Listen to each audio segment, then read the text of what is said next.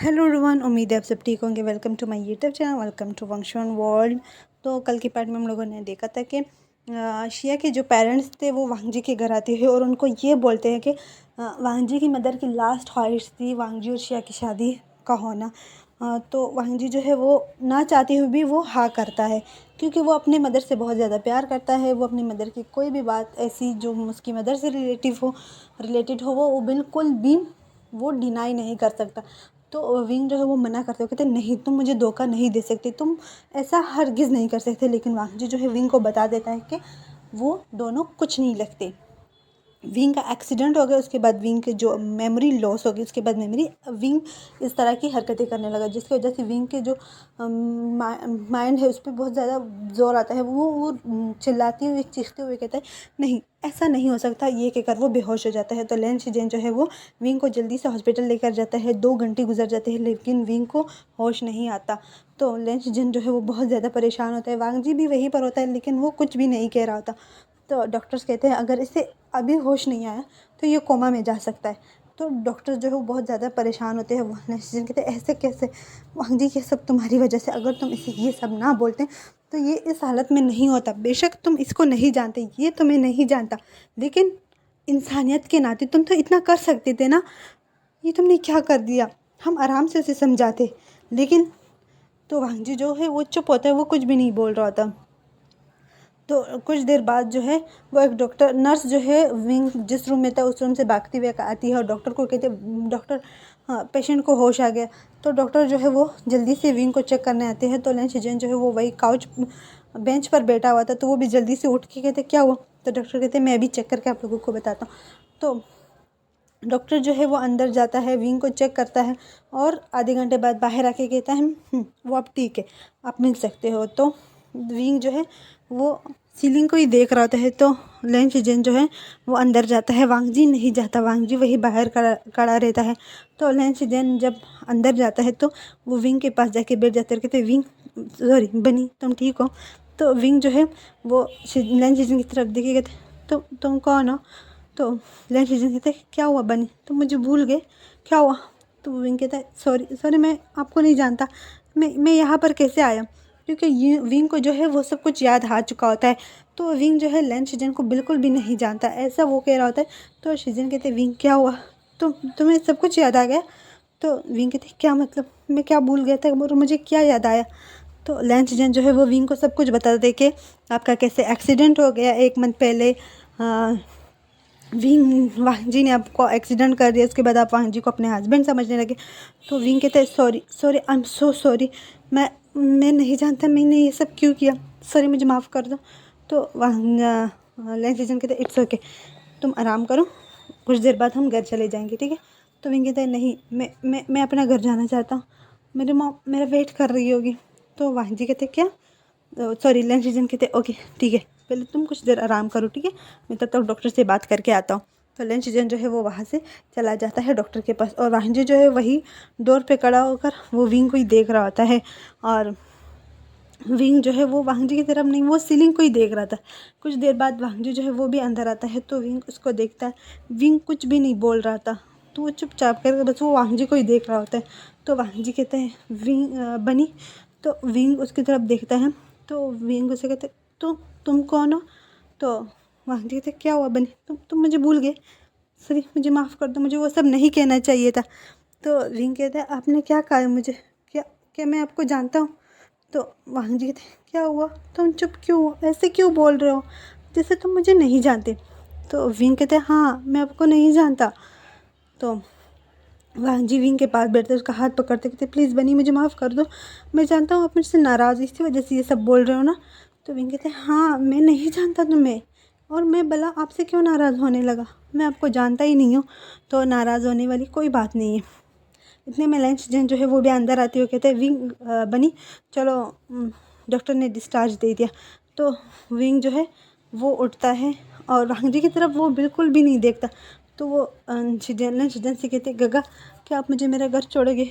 तो लेन शिजेन कहते आप मुझे अपना एड्रेस बता देना मैं छोड़ दूँगा, अगर आप हमारे घर जाना चाहते हो तो हम हमारे घर चल सकते।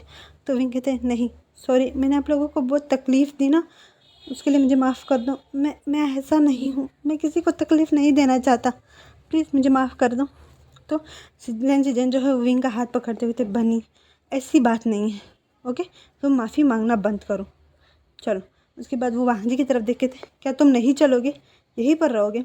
तो वाहन जी कहते हाँ आ रहा हूँ। उसके बाद लंच जैन जो है वो विंग के घर के सामने ड्रॉप करता है। तो लंच जैन कहते ये तुम्हारा घर? तो विंग कहते हाँ यही है। विंग जो है वो वहीं पर अंदर नहीं जा रहा था, वो बाहर खड़ा था। तो लंच जैन कहते क्या हुआ? तो विंग कहते कुछ नहीं, आप जा सकते हो। तो विंग कहते थैंक यू वंस अगेन, आपने मेरी हेल्प की, आपने मुझे 1 महीना बर्दाश्त किया, चाहे मैं जैसा भी था आपने मुझे बर्दाश्त किया, अपने पास रखा, उसके लिए थैंक यू। अगर आपको मेरे हर काम में हेल्प पड़े तो प्लीज़ आप ज़रूर मुझसे कहना। अगर आपको मेरी ज़रूरत कहीं भी पड़े तो मैं आपको ज़रूर मदद करूँगा। तो वांग लंच जी कहते ओके हम चलते हैं, बाय। तो वांग जी जो है वो विंग को ही देख रहा था। विंग ने एक बार भी वांग जी की तरफ नहीं देखा।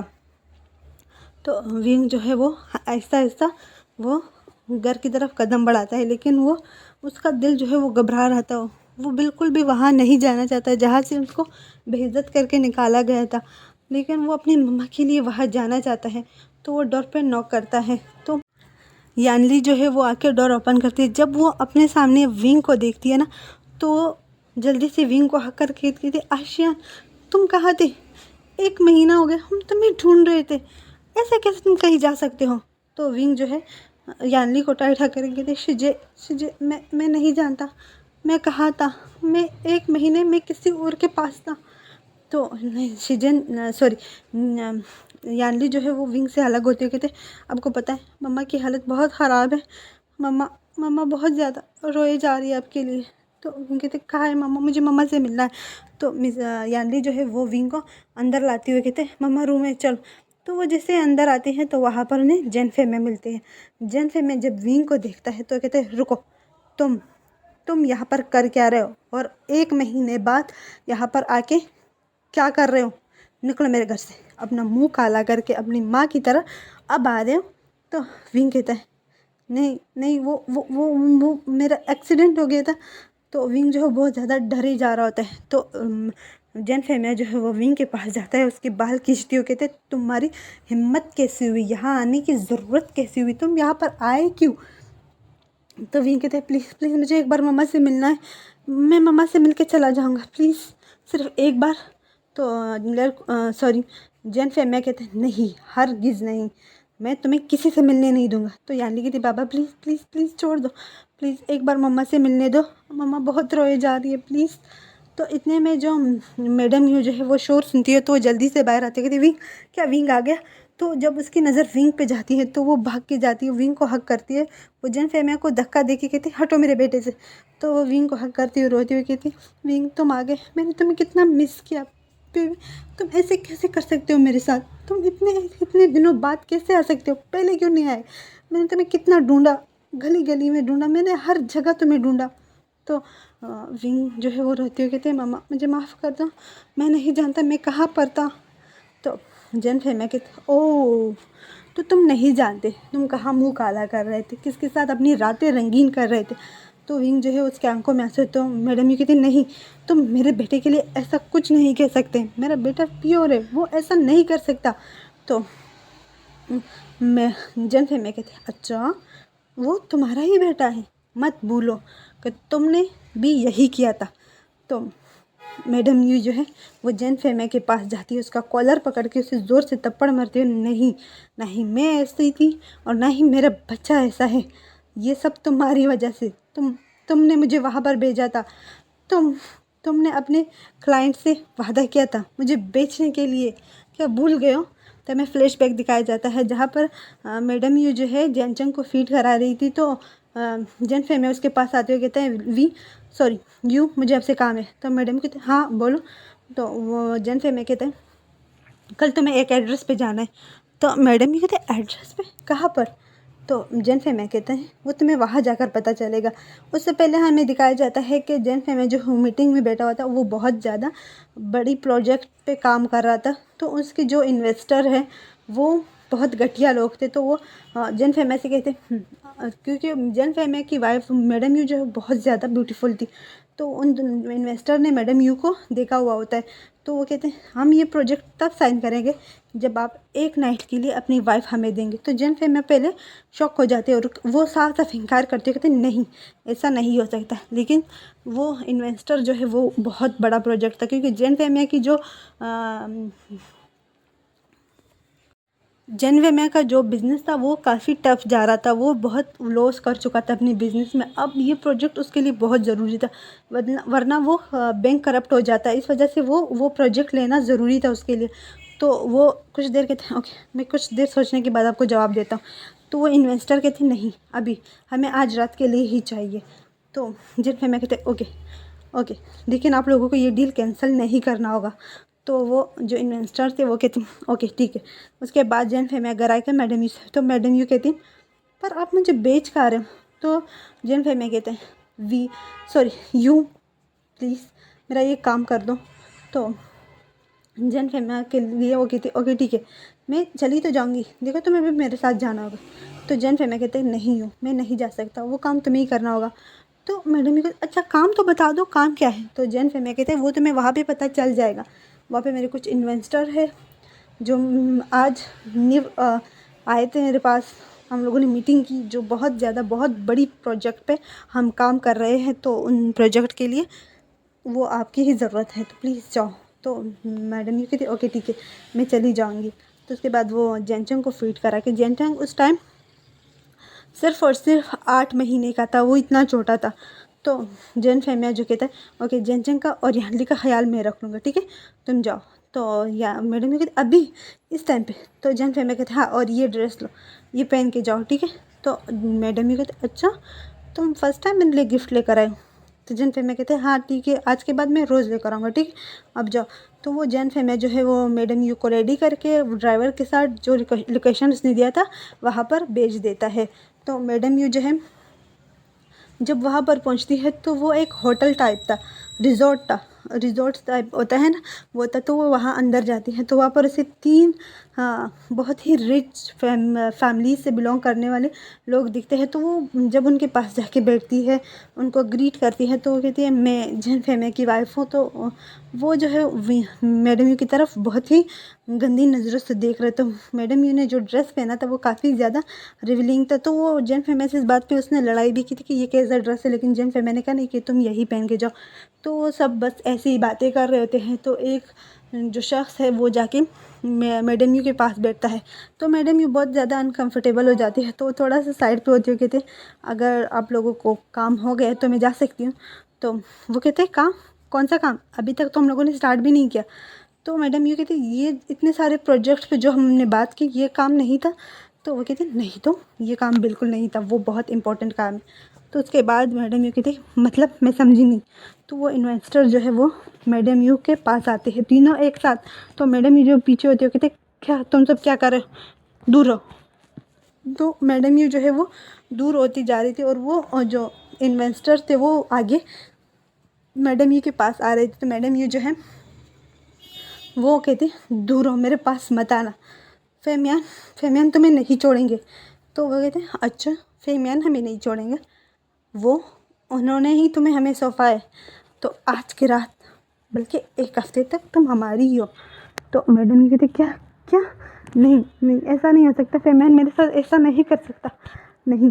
तो मैडम यू जो है वो वहाँ से भागने लगती है, लेकिन वो जो इन्वेस्टर थे वो मैडम यू को पकड़ के वो खींचते हुए मैडम यू को लेकर जाते हैं एक रूम में, वहीं पर बेड पे फेंक देते हैं। एक जो है वो hand cup locker madam you को बांध देते हैं। तो मैडम यू जो है वो चीख रही होती है, चिल्ला रही होती है कि छोड़ो उन्हें। तो उसमें से एक मैडम यू के पास जाता है और उनके कपड़े सारे निकालने लगते हैं। मैडम यू जो है वो चीख रही होती है, वो चिल्ला रही होती है कि नहीं मेरे साथ ऐसे मत करो, छोड़ो मुझे। तो वो मैडम यू को फुल निकट करते हैं। मैडम यू के जो हाथ पैर दोनों ही बांधे हुए थे, मैडम यू खुद को छिपा भी नहीं सकती, तो वो चीख रही थी, चिल्ला रही थी उनके सामने। और वो तीनों मैडम यू के ऊपर टूट पड़ते हैं और वो तीनों एक हफ्ते तक मैडम यू को 1 मिनट भी उस बेड से नीचे नहीं उतरने देते। वो मैडम यू के साथ बहुत बुरी तरह इंटीमेट होते हैं और मैडम यू जो वो बस चीखे और चिल्लाने के अलावा और कुछ नहीं कर पा रही थी। स्टार्ट के 2 दिन तो वो चीख रही थी, चिल्ला रही थी, हेल्प मांग रही थी, लेकिन कोई उसके हेल्प के लिए नहीं आया। लेकिन लास्ट में वो चुप हो जाती है, वो कुछ भी नहीं बोलती, बस वो रोए जा रही होती है। 1 हफ्ते के बाद जब मैडम यू वो तीनों इन्वेस्टर जो है वो मैडम यू को उसके घर के सामने फेंक के चले जाते हैं, बिल्कुल नंगा। मैडम यू के बदन पे एक कपड़ा तक नहीं था। तो मैडम यू जो है वहाँ से उठती है, वो बहुत मुश्किल से घर के अंदर जाके बेहोश हो जाती है। यानली भी उस टाइम छोटी थी और जंगचंग जो बहुत ज़्यादा ही छोटा था, वो सिर्फ 8 महीने का था। तो मैं जन है जो है वो जल्दी से मैडम यू के पास आता है और उसे रूम में ले जाता है और वही रूम पे बेड पे बिठा के लिटाता है और डॉक्टर को कॉल करता है। डॉक्टर जब आता है तो वो मैडम यू को चेक करके कहता है ये इसके साथ बहुत बुरा हुआ है। बस डॉक्टर जो है वो बहुत ज़्यादा वो हो जाता है कि आखिर ऐसे कैसे लोग हैं। तो मैडम यू का जो है वो ट्रीटमेंट करके वहाँ से चला जाता है। जन फिर मैं जो है मैडम यू के वॉश आने का वेट करता है, लेकिन मैडम यू को 2 दिन तक होश नहीं आता। 2 दिन बाद मैडम यू को होश आता है। तो जैन वे में जो है वो मैडम यू के सामने ही बैठा था। मैडम यू उसकी तरफ देखती है लेकिन कुछ भी नहीं बोलती, वो बिल्कुल चुप सी हो गई। 2 साल मैडम यू जो है वो चुप थी। उन 2 सालों में विंग भी हो गया था और विंग भी बर्थ ले लिया था। तो तब से जब से विंग हुआ था, जब मेरे को पता चला था कि मैडम यू प्रेग्नेंट है, तब से वो मैडम यू पे बहुत ज़्यादा जुल्म करने लगा कि इसको अबॉर्शन करवा दे। लेकिन मैडम यू ने ज़िद पकड़ लिया, नहीं, जब जन फैमिया उसके साथ ये सब कर सकता है, उसको किसी और के हवाले कर सकता है, तो वो अपने बच्चे को कभी कभी भी अबॉर्शन नहीं करवाएगी। तो इस बात पे मैडम यू और जन फैमिया की बहुत ज़्यादा लड़ाइयाँ होने लगी। यानली जो है वो हमेशा रोती थी अपनी मम्मा के लिए, क्योंकि जन फैमिया जो है यानली मैडम यू को बहुत मारता था। उसके बाद जब विंग हुआ, जन फैमिया ने विंग को कभी उसे अपना बेटे के रूप एक्सेप्ट ही नहीं किया था। उसने हमेशा ही विंग को मारा है, डांटा है और लास्ट में आके उसे घर से निकाल दिया। तो मैडम यू जो है वो हमारा फ्लैशबैक जो है वो यहाँ पर ख़त्म हो जाता है और मैडम यू जो है वो विंग के पास जाती है और वो हक करके कहते चलो हम यहाँ नहीं रहते, मैंने बहुत सह लिया इसकी जुल्म, अब नहीं, अब मैं अपने बच्चे के साथ जाऊँगी। तो मैडम यू जो है वो विंग का हाथ पकड़ के यहाँ से बाहर आने लगती है। तो यानली कहती है मम्मा प्लीज़ हमें छोड़ के मत जाओ प्लीज़। तो मैडम यू जो है वो यानली के चीक्स पे हाथ रखते कहते बेबी मैं मजबूर हूँ, मैं यहाँ पर नहीं रह सकती, तुम किसी और की अमानत हो, यहीं पे रहो, कुछ वक्त में वो तुम्हें लेने आ जाएंगे, ज़्यादा से ज़्यादा 1 साल इस घर में रहोगी तुम, वो तुम्हें लेने आ जाएंगे और तुम चले जाओगे उनके पास। वो बहुत अच्छे, वो तुम्हारा बहुत अच्छे से ख्याल रखेंगे, लेकिन इस घर में मेरे और विंग के लिए कोई जगह नहीं है, हम जा रहे। तो वो दोनों वहाँ से चले जाते। हमारा आज की स्टोरी यहाँ पर थी, उम्मीद है यहाँ तक थी, उम्मीद है आप लोगों को पसंद आएगी। 2 स्टोरियाँ एक साथ रिकॉर्ड करने के बाद सांस फूलने लगी मेरे। हो चलो बाय बाय।